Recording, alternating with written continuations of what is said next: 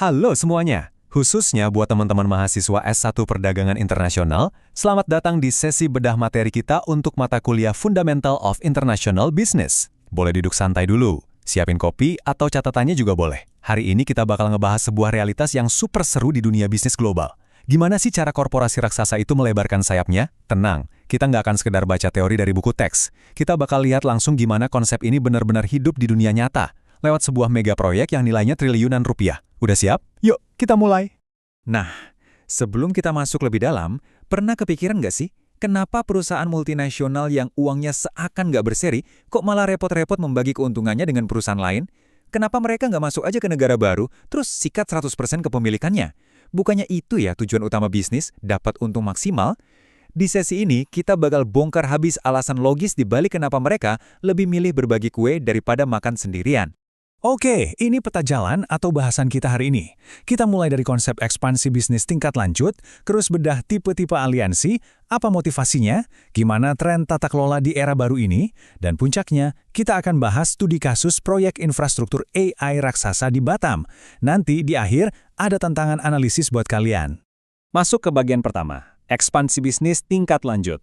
Anggap aja ekspansi global ini kayak berlayar ke samudra yang penuh badai. Berbahaya, tapi ya mutlak harus dilewati kalau mau perusahaannya makin besar. Gini, ekspansi ke luar negeri itu butuh persiapan dan strategi yang jauh lebih matang daripada sekedar buka anak perusahaan yang 100% milik kita sendiri. Kenapa? Karena ngebangun semuanya dari nol di negara orang itu risikonya gede banget teman-teman. Ada perbedaan regulasi, budaya yang beda, sampai medan pasar yang belum tentu kita pahami. Perusahaan raksasa sekalipun bisa gampang banget tersandung kalau nekat.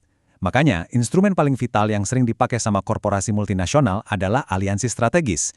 Ini semacam cara cerdas buat ngegabungin kekuatan masing-masing pihak, tapi mereka tetap punya independensi. Lanjut ke bagian kedua, ekuitas versus non-ekuitas. Aliansi strategis ini ibaratnya punya dua rasa utama, atau anggap aja kayak level komitmen dalam sebuah hubungan. Biar gampang, kita bandingin ya. Kemitraan ekuitas itu ibarat dua orang yang patungan duit buat ngebangun satu rumah baru. Mereka berbagi saham. Contoh nyatanya di Indonesia tuh ada PT Astra Honda Motor atau AHM. Astra sama Honda Motor nyatuin modal 50-50 dan bikin perusahaan baru yang berdiri sendiri. Atau Inalum dan Freeport, di mana Inalum ngambil alih 51% kepemilikan.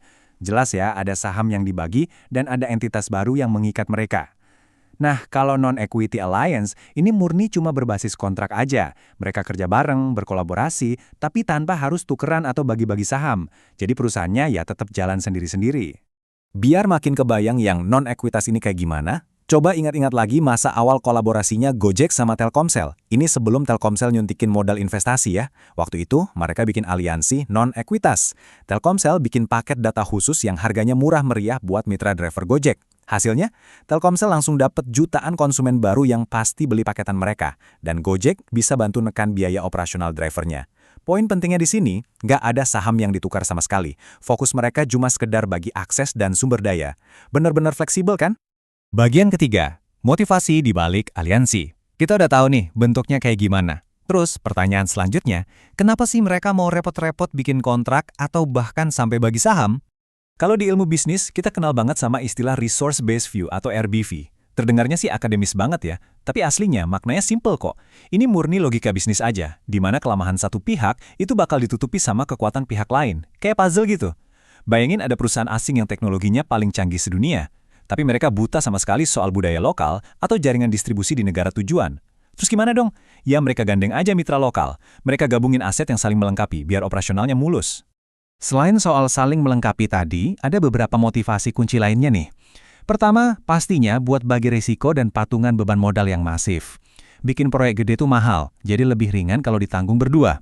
Kedua, ada yang namanya Transaction Cost Economics atau TCE. Kolaborasi ini seringkali bikin operasional rantai pasok jadi jauh lebih murah dan bisa ngelewatin birokrasi yang ribet. Dan yang ketiga, ini nggak kalah penting, aturan main tuan rumah. Banyak negara sekarang itu nerapin yang namanya resource nationalism, alias pemerintah bikin aturan kalau aset strategis itu wajib ada kepemilikan lokalnya. Jadi suka nggak suka, investor asing ya harus gandeng partner domestik biar tetap patuh hukum dan aman jualan di sana. Nah, masuk ke bagian keempat, era baru tata kelola. Teori fundamental udah kita bahas. Tapi, gimana sih realitas di lapangan sekarang? Lanskap bisnis internasional menuju 2026 ini udah bener-bener berubah drastis loh. Dulu mungkin ekspansi itu identik sama nyari buruh pabrik yang gajinya murah. Sekarang udah beda cerita. Kita lagi ngelihat 3 pergeseran raksasa. Pertama, fragmentasi geopolitik. Ketegangan antar negara-negara besar ngebikin perusahaan harus putar otak, ngedesain ulang rantai pasok mereka supaya lebih aman dari konflik. Kedua, kedaulatan digital. Data itu udah kayak minyak di era sekarang. Infrastruktur AI itu harus banget dibangun di dalam koridor aman, bebas dari gangguan militer maupun politik. Dan ketiga, masalah keberlanjutan. Dunia sekarang nuntut penggunaan energi hijau. Ini maksa korporasi untuk berkolaborasi lintas industri yang mungkin sebelumnya nggak pernah kepikiran sama sekali. Bagian kelima. Studi kasus New Tradisi Batam. Biar teori-teori tadi nggak cuma mengawang-awang di kepala, kita bahas pembuktian nyatanya langsung di lapangan. Konteksnya kayak gini. Kalian tahu kawasan ekonomi khusus Nongsa di Batam? Ini bukan sekedar kawasan industri biasa.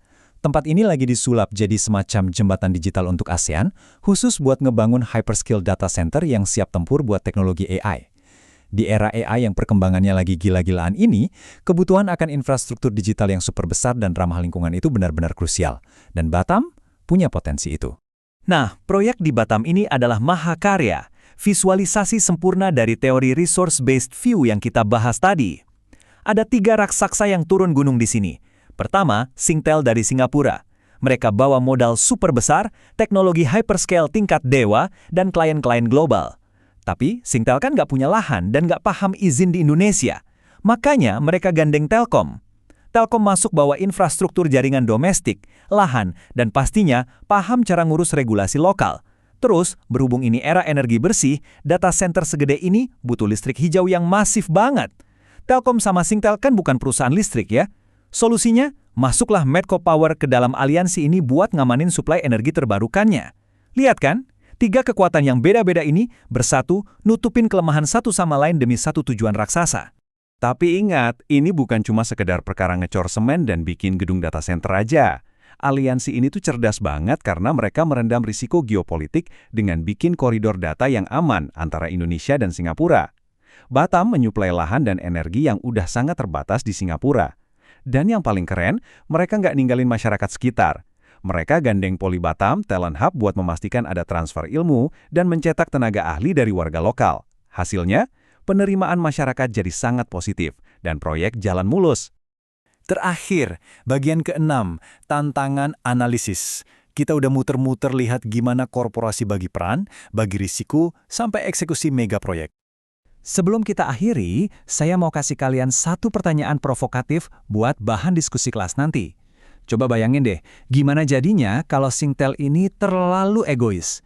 Misalnya mereka ngotot pengen bangun data center raksasa di Batam ini sendirian aja, 100% kepemilikannya, tanpa ngelibatin Telkom apalagi Medco. Kira-kira risiko politik, operasional dan finansial kayak apa yang bakal menghantam mereka? Mampu nggak ya mereka ngurus birokrasi lahan dan nyari energi hijau sendirian di negara orang? Coba kalian diskusikan ini. Pertanyaan ini dijamin bakal ngebuka mata kalian tentang betapa berisikonya kalau maksa berbisnis sendirian di era perdagangan internasional modern. Oke, sekian beda materi kita kali ini. Semoga bahasan santai ini bisa ngasih insight baru dan memperkuat analisis kalian. Sampai jumpa di diskusi kelas yang pastinya bakal seru banget.